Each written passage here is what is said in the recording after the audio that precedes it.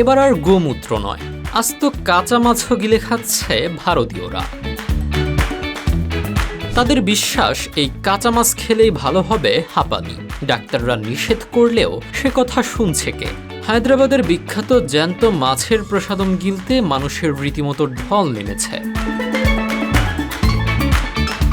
দীর্ঘদিন ধরেই হায়দ্রাবাদের গৌড় পরিবারের দাবি ১৫০ বছর আগে এক ঋষির কাছ থেকে নাকি তারা এই গোপন টোটকা পেয়েছে। জ্যান্ত শোল মাছ জড়িবটি মাখিয়ে গপাগপ গিললেই নাকি অ্যাজমা হাঁপানি একেবারে গায়েব হবে। এদিকে চিকিৎসকরা তো রীতিমতো মাথায় হাত দিয়ে বসে আছেন। তারা বলছেন হাঁপানি তো সারবেই না, উল্টো জ্যান্ত মাছ শ্বাসনালীতে আটকে গিয়ে পটল তোলার জোগাড় হতে পারে।